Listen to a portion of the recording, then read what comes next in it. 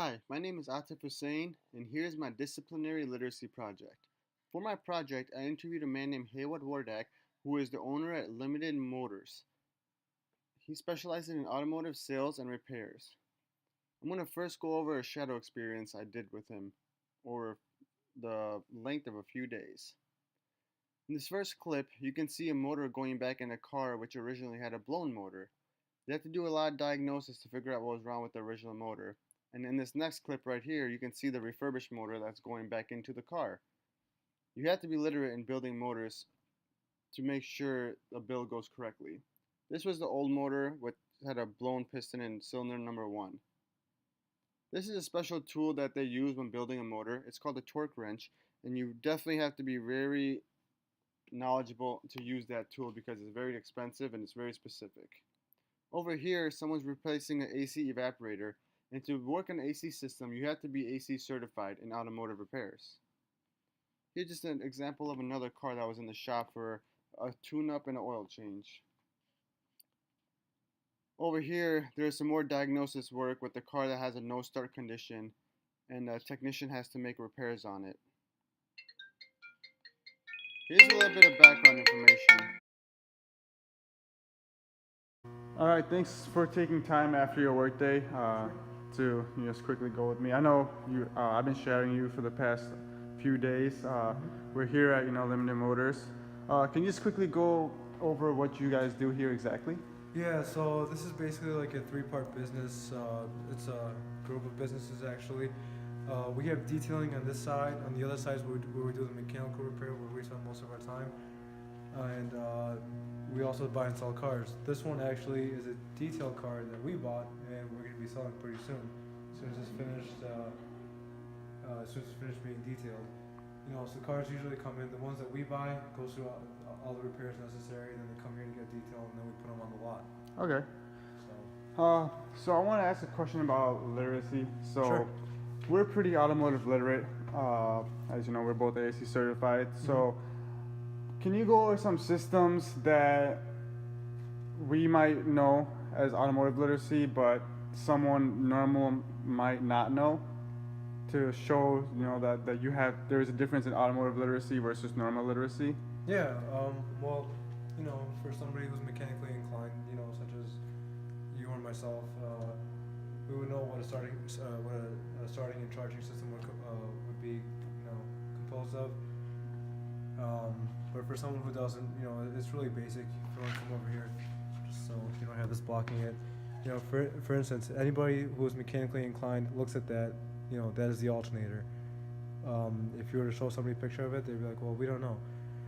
Yeah, just like the term, I feel like the term alternator as well. It's just that's something someone automotive literate would know. Like you say alternator, yeah, it just clicks in our head. We know exactly what that is. But if someone comes in for a repair and we say, "Hey, your alternator is bad," they might know what we're even talking about. And it might be someone really smart, like a doctor, who's pretty smart in society. But yeah.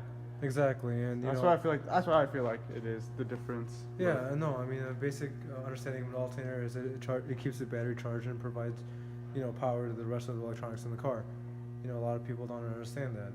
If the alternator goes bad, then the car runs off the battery, and eventually you'll just die out on the side of the road. Okay.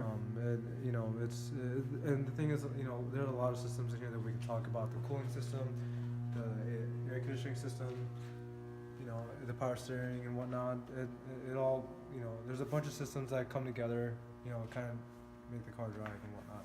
And then you have the electronics inside the car, the different computers, the body control module, the powertrain control module, climate control, etc., etc. So this is all the stuff that definitely could be learned in high school, right? Oh yeah, of course. So and it would have to be like an automotive class. Definitely. Okay, and then you feel like you could relate anything else outside of automotive class to this field? Outside of automotive, well, yes and no. Automotive is such a broad subject that it can be applied to many different topics, and you could have discussions about it and whatnot. But the one thing I like about automotive is it's very general, and it's a universal topic. Yeah. If you were to apply it to one thing, you could easily apply it to another. For sure. So Yeah, so I feel like just some things I could think of is like physics. You know, there's definitely physics involved. A lot of Right. diagnostic stuff. You know, that takes critical thinking that you might have learned from another class. Mm-hmm. And talking to a customer as a service manager, I know like speech class help with that as well because Right. just explaining to customers what works and what doesn't work. I feel Right. like that helps as well. So that's what I like about this field. You know, mixing literacies and also being literate as well with automotive. Mm-hmm. So I appreciate you doing this, and then I can't wait for our interview. Yep. No problem. Thanks. So after conducting my interview and after shadowing, I did realize that automotive literacy is a literacy of its own, different than the concept of literacy that we learn in school in education. You have to know a lot of different things. You have the terminology is completely different. You can't just have one normal person on the street go apply an automotive job and expect them to just learn the whole industry. There's a lot of specifics, there's a lot of specialties, and I feel like high school does do a good job if you went to a high school that has a good automotive program of getting you ready for the outside field or like further education in automotive. But it's not always the case because in high school you always still have to meet like the minimum standards that the high school wants you to know.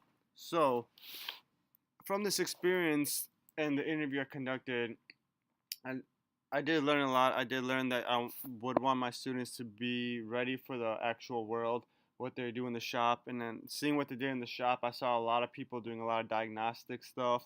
I saw a lot of people doing a lot of detailing work, body work, you know, repairs, general repairs to major repairs like engine work. So you definitely want to make sure the students are automotive literate, know all the terminology, know all the specifications with motors and how everything works in order to get for them to get ready for this field, especially if that's what they want to do after high school.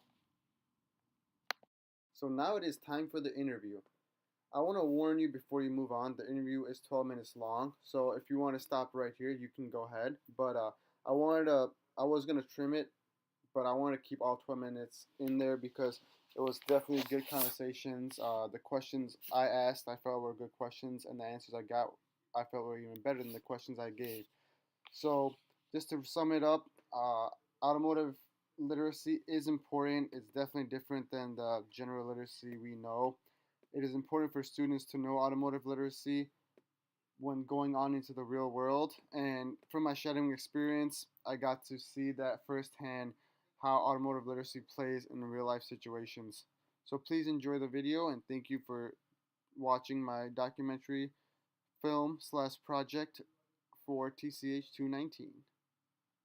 So how's it going? I'm here conducting my disciplinary literacy project interview. I'm interviewing Hayward Wardak. He is the owner and lead technician at Limited Auto Works. So I just want to start off with a few generic questions. So for high school, where did you go to high school? High school in Hoffman Estates. Okay. What year did you graduate? I graduated 2009. 2009. And then after high school, did you have any like college experience? Or did you just get into the field? I got an associate's degree at community college for business, and while I